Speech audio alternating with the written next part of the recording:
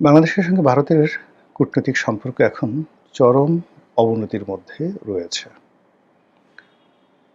চরম অবিশ্বাস। বাংলাদেশ দিল্লিকে বিশ্বাস করতে পারছে না, ভারতকে বিশ্বাস করতে পারছে না, আর ভারত বাংলাদেশকে বিশ্বাস করতে পারছে না। এবং এই অবিশ্বাসের জায়গা থেকে পরস্পরের মধ্যে সম্পর্কটা এতটা খারাপ হয়ে গেছে, স্বাধীনতার পরে এই ধরনের অবস্থা আমি অন্তত কখনো দেখিনি। নাম্বার 1। নাম্বার 2 হলো যে আমাদের এই দেশে ভারত সেই স্বাধীনতার পর থেকেই একটা প্রভাব বিস্তার করে আসছে। শুধুমাত্র ডক্টর মোহাম্মদ ইউনূসের জামানাতে এই সম্পর্কটি খারাপ হয়ে যায়। কিন্তু ডক্টর মোহাম্মদ ইউনূসের জামানাতে সম্পর্ক খারাপ হওয়ার পরেও কূটনৈতিক চ্যানেলটা সচল ছিল। এরপর সামরিক যে যোগাযোগ, মিলিটারি কমিউনিকেশনটা সেটা সচল ছিল। এবং ভারত প্রাণান্তভাবে চাইতো যে বাংলাদেশে একটি গণতান্ত্রিক পরিবেশ আসুক, একটি নির্বাচিত সরকার আসুক এবং সেই সরকারের সঙ্গে তারা সম্পর্ক স্থাপন করবে, এবং তারা তখন ওই মুহূর্তে ডক্টর মোহাম্মদ ইউনূসের সঙ্গে কোনো অবস্থাতেই সম্পর্ক স্বাভাবিক করেনি।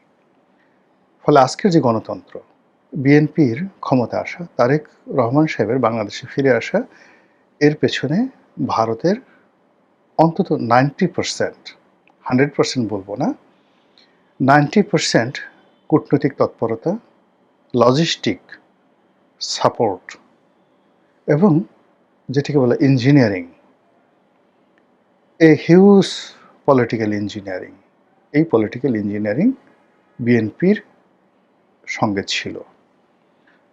আর সেটা যদি না হতো, তাহলে ডক্টর মোহাম্মদ ইউনূস এবং তার সঙ্গে যেভাবে আমেরিকা ছিল, যেভাবে ইউরোপ ছিল, তাতে আগামী 10 বছরেও এদেশে নির্বাচন হতো না। যেভাবে আমেরিকা এবং ওয়েস্টার্ন কান্ট্রিগুলো, তুরস্ক এবং পাকিস্তান, ডক্টর মোহাম্মদ ইউনূসের উপরে তাদের আশীর্বাদ বজায় রেখেছিল, সেক্ষেত্রে নির্বাচন হলে শতভাগ এনসিপি এবং জামাতের নেতৃত্বে আসতো, যেটা নাসিরুদ্দিন পাটোয়ারি কক্সবাজারকে বলে আসছিলেন, এবং বিএনপি হতো থার্ড লার্জেস্ট পার্টি, 40 থেকে 50টি সিট পেত। That was the plan. সেই প্রথমত নির্বাচন হতো না, ডক্টর মোহাম্মদ ইউনূস আজীবনকালের জন্য ক্ষমতা থাকতো, 5 বছর 5 বছর করে। আর দ্বিতীয়ত নির্বাচন যদি হতো, সেই নির্বাচনে জামাত এনসিপি আসতো, আইদার এনসিপি অথবা জামাত। এই যে একটা মাস্টার প্ল্যান, সেই মাস্টার প্ল্যানটাকে বুমেরাং করে দিয়ে জাস্ট হাদি হত্যাকাণ্ডের পরে পুরো জিনিসটিকে উল্টে দিয়ে, সেটা ভারত হাদি হত্যাকাণ্ড ঘটিয়েছে না ঘটায়নি সেটা তদন্তের বিষয়, কিন্তু হাদি হত্যাকাণ্ড বাংলাদেশের রাজনীতিতে একটা টার্নিং পয়েন্ট। এই হত্যাকাণ্ডের মাধ্যমে একটি পক্ষ চেষ্টা করেছিল পুরো রাষ্ট্র ব্যবস্থা কুক্ষিগত করার জন্য, গণভবন তো আগেই শেষ, বঙ্গভবনের দখল নেওয়ার জন্য, তারপর একটি বিপ্লবী সরকার করার জন্য, ডেইলি স্টার, প্রথম আলো ভেঙে চুরে চুরমার করে দিয়ে টোটাল গণতন্ত্রের বা চতুর্থ স্তম্ভ বলতে যেটিকে বোঝায় সংবাদপত্র, এটিকে একেবারে বাকশালী কায়দায় নিয়ন্ত্রণ করে ডক্টর মোহাম্মদ ইউনূসের একটা একক কর্তৃত্ব প্রতিষ্ঠা করার যে চেষ্টাটি, সেই চেষ্টাটি নষ্ট হয়ে যায় হাদি হত্যাকাণ্ডের পরবর্তী ঘটনা দ্বারা। এখন হাদির যখন হত্যাকাণ্ড হলো, সেই হত্যাকাণ্ডের পরে দুই পক্ষই চেষ্টা করেছে এটার বেনিফিট নেওয়ার জন্য, কিন্তু এখানে ইন্ডিয়া জয়লাভ করেছে।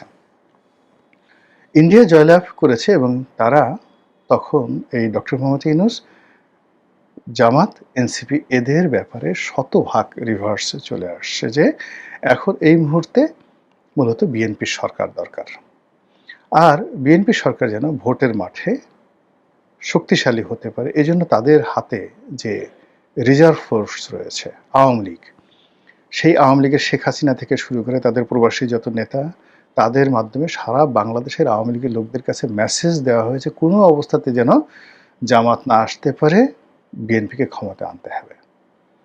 এই কাজটি ভারত করেছে, এবং সেই ভারত এই কাজটি করার বিনিময়ে তারা চেয়েছে তারেক রহমান সাহেবের সঙ্গে একটা ভালো সম্পর্ক হোক, আর তাদের মিত্র আওয়ামী লীগ বাংলাদেশে রাজনীতি করার সুযোগ পাক, আর শেখ হাসিনার একটি সম্মানজনক পরিণতি হোক। মানে শেখ হাসিনাকে মাফ করতে হবে, তাকে আবার প্রধানমন্ত্রী বানাতে হবে, তাকে আবার রাজনীতি করতে দিতে হবে, এটা ভারতও চায় না। ভারত চাচ্ছে যে একটা সম্মানজনক এ রিজনেবল, রেসপেক্টেবল পলিটিক্যাল সলিউশন। যেই পলিটিক্যাল সলিউশনটা 111 এর সরকারের সঙ্গে, আওয়ামী লীগের সঙ্গে, বিএনপির সঙ্গে ভারত করে দিয়েছিল 2008 সনে। 2008 সনে যে বেগম জিয়া নির্বাচনে এসেছিলেন, ওনার তো ইচ্ছা ছিল না, তারপর তিনি বাধ্য এসেছিলেন। এর কারণ হলো পেছনে ভারতের একটা নেগোসিয়েশন ছিল। বেগম জিয়া জানতেন যে তাদেরকে ঠকানো হবে এবং খুব অল্প সিট দেওয়া হবে, তারপর তারা এসেছেন। এই কাজটি ভারত করেছে যে বাংলাদেশে একটা গণতান্ত্রিক পরিবেশ থাকুক। ঠিক সেই গণতান্ত্রিক পরিবেশটা যখন ইউনূস জামানাতে এসে এটা একটা তালিবানি রাষ্ট্র হতে যাচ্ছিল, এটি একটি জঙ্গি রাষ্ট্র হতে যাচ্ছিল, এটি একটি ইসলামিক এমিরেটস হতে যাচ্ছিল, এটি একটি ইখওয়ানে মুসলিম হতে যাচ্ছিল, ইত্যাদি নানা রকম একটা আইএস হতে যাচ্ছিল, ঠিক সেই জায়গা থেকে গণতন্ত্রের পথে ফিরে আনানোর জন্য তারা সবচেয়ে একমাত্র নির্ভরযোগ্য কালেকটিভ ওয়েতে বিএনপি যেন ক্ষমতায় আসে, সব লজিস্টিক জিনিসগুলো করেছে দিল্লি। এখন সেটা তারা আমাদেরকে বুঝিয়েছে, মানে আমরা যারা দর্শক আছি আমরা দেখেছি জয়শঙ্কর যেভাবে এসছেন, নরেন্দ্র মোদী যেভাবে তারেক রহমান সাহেবকে অভ্যর্থনা জানিয়েছেন, স্বাগতম জানিয়েছেন, দাওয়াত দিয়েছেন, এই জিনিসগুলো দিয়ে বোঝা যায় যে আসলে বিএনপি কী করেছে। শেখ হাসিনার বিভিন্ন বক্তব্য, এখন যেমন আওয়ামী লীগের সভানেত্রী, নিষিদ্ধ আওয়ামী লীগের সভানেত্রী বারবার ইসের বিরুদ্ধে বলছে, বিএনপির বিরুদ্ধে বা তারেক রহমান সাহেবের বিরুদ্ধে বলে, কিন্তু তিনি সেই উনি বাংলাদেশে আসার আগের থেকে অর্থাৎ 2025 সনের নভেম্বর মাস থেকে একেবারে 2026 সনের এপ্রিল পর্যন্ত কিন্তু বিএনপির বিরুদ্ধে কখনো বাজে কথা বলেননি, এবং তিনি চেয়েছেন যে বিএনপি রাষ্ট্র ক্ষমতা আসুক, একটা পলিটিক্যাল সলিউশন আসুক, একটা রিকনসিলিয়েশন আসুক। কিন্তু কি হলো, নানা কারণে, সেটা আমেরিকার কারণ হতে পারে, বিএনপির ভুলের কারণ হতে পারে, পাকিস্তানের আইএসআইয়ের চক্রান্ত হতে পারে, তুরস্কের কারণে হতে পারে, যে কোনো কারণে হোক না কেন ভারতের সঙ্গে বিএনপির সম্পর্কটা আগের মতো নেই। এবং সেই সম্পর্কটা আগের মতো তো নেই, এখানে যেটা হয়েছে, বাংলাদেশ নামক রাষ্ট্রের সাথে ভারত নামক রাষ্ট্রের যে ঐতিহাসিক টানাপোড়েন, সেই ঐতিহাসিক টানাপোড়েনের মধ্যে যেটাকে বলা হয় কোল্ড ওয়ার, সেই কোল্ড ওয়ারের সর্বোচ্চ জায়গাতে এখন বাংলাদেশ আছে। তারেক রহমান সাহেব ভারত যান নাই, না গিয়ে চীনে গেছেন, এই সিদ্ধান্তটা আসলে ভালো ছিল না। অথবা চীনে যাওয়ার আগে তিনি তৃতীয় একটি রাষ্ট্র মালয়েশিয়াতে গেছেন, জাস্ট এ ফর্মালিটিস, এটাও দরকার ছিল না। মূল ব্যাপার হলো যে আমি যার সঙ্গে ঘর করব, যাকে আমার প্রয়োজন, যার সঙ্গে আমার সব কিছু, তার ভিতর আমার এত পর্দা থাকবে কেন? আমি এত রাগ ঢাক করবো কেন? বিএনপি কিভাবে ক্ষমতায় এলো, কিভাবে ইলেকশন হলো, কিভাবে তারেক রহমান সাহেব বাংলাদেশে আসলো, এটা পানি ওপেন সিক্রেট, সবাই জানে, মানে প্রকাশ্য মানে গোপন কথা, এটা সবাই জানে। এখন সেই বিষয়গুলো নিয়ে তার, অর্থাৎ বিএনপি সরকারের যে কৃতজ্ঞতা প্রকাশ করা উচিত ছিল বা যে কমিউনিকেশন করা উচিত ছিল, সেই জায়গাতে তারা যেভাবে অনেককে ভয় পাওয়া শুরু করলো, অনেকে পাত্তা দেওয়া শুরু করলো, লোকে কি বলবে, পাশে লোকে কি বলবে, এই সমস্ত কথাবার্তা বলা শুরু করলো। এর ফলে কি হলো, ভারতের সাথে ধীরে ধীরে সম্পর্কটা নষ্ট হয়ে গেল। এই সম্পর্কটি এখন যে পর্যায়ে আসছে, এটি রীতিমতো একে অপরের জন্য ইজ্জতকে সওয়াল হয়ে গেছে। আমরা যেটা জানতে পারলাম যে জনাব তারেক রহমান সাহেব ভারতে যাবেন, নরেন্দ্র মোদী তাকে অভ্যর্থনা জানাবেন 22 তারিখ থেকে 24 তারিখের মধ্যে তিনি সেখানে থাকবেন, সেভাবে হোটেল বুকিং করা হলো।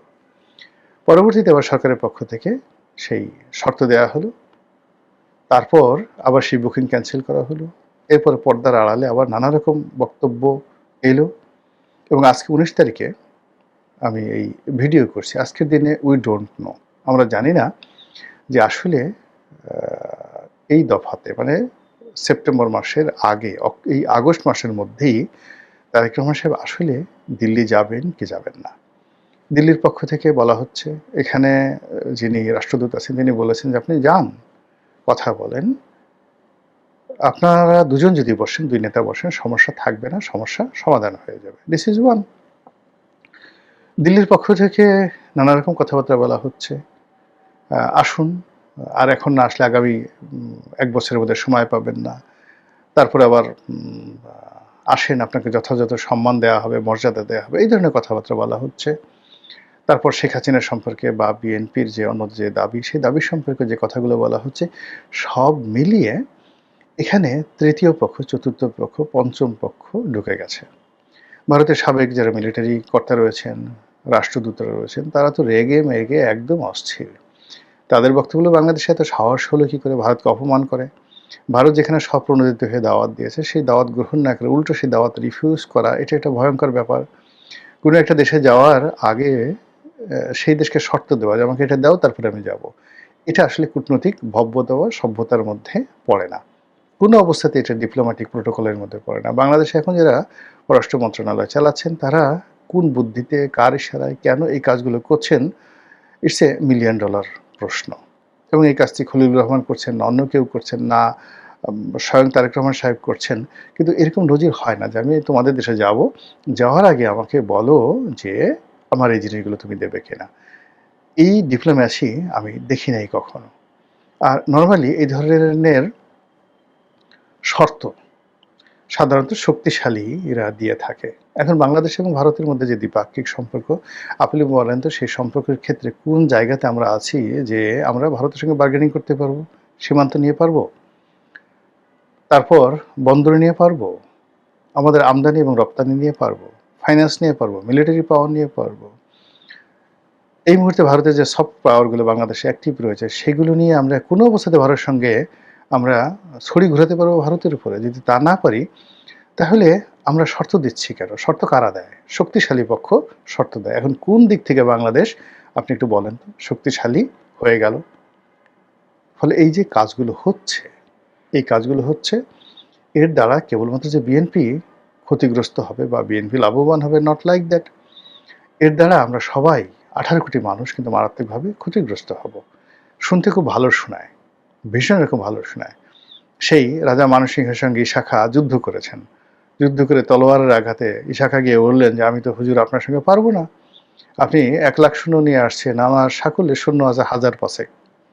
আমি সোনারগাঁয়ের জমিদার, জঙ্গলবাড়ি, ময়মনসিংহের জঙ্গলবাড়িতে আমার কিছু জমিদারি আছে। আর আপনি সমস্ত ভারতবর্ষের ৫০ লাখ বর্গ কিলোমিটারের অধিকর্তা, এবং সেই অধিকর্তার সম্রাট আকবরের প্রধান সেনাপতি রাজা মানসিংহ। আপনি আসছেন, আপনার সঙ্গে পারবো না। তবে আমি যেহেতু রাজপুত হিন্দু মানুষ, আগে ছিল মুসলমান হয়েছি, আমার বীরের রক্ত, আমি মরে যেতে চাই, আপনার সঙ্গে আমি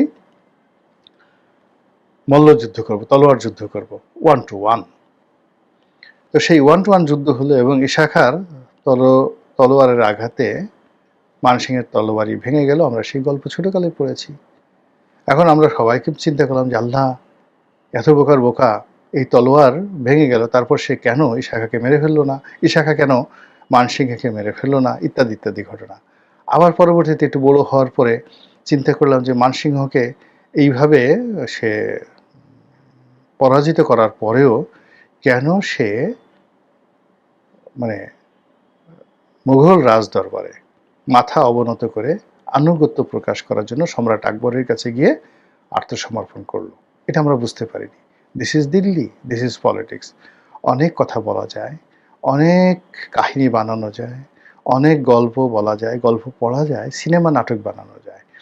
কিন্তু রাজনীতিতে যদি টিকে থাকতে হয়, তাহলে সমপর্যায়ের শক্তি লাগবে। ৫,০০০ বছর ইতিহাসে এখানে ফিরোজ শাহী বংশ ছিল, ফখরুদ্দিন মোবারক শাহ ছিল, ইলিয়াস শাহী বংশ ছিল। এখানে একডালা দুর্গ ছিল, বিখ্যাত একডালা দুর্গ ছিল। তো এই বাংলায় বসে গিয়াসউদ্দিন বলবনের সাথে যুদ্ধ করা হয়েছে। এই বাংলায় বসে ফিরোজ শাহ তুগলকের সঙ্গে যুদ্ধ করা হয়েছে। কিন্তু পরিণতি কি হয়েছে? নির্বংশ হয়ে যেতে হয়েছে। এই বাংলায় বসে ১২ ভূঁইয়ারা বিদ্রোহ করেছে সম্রাট আকবরের বিরুদ্ধে। পরিণতি কি হয়েছে? এই বিষয়গুলো বুঝতে হবে, জানতে হবে। সুলতানি আমলে কি হয়েছে, মুঘল আমলে কি হয়েছে, এমনকি সেই যে প্রাচীন যুগে, মহাভারতের যুগে, তখনও বাংলা বিদ্রোহ করেছিল, তখন কি হয়েছে। এই যুগে এসে তার ব্যতিক্রম কেন হবে? কিভাবে হবে?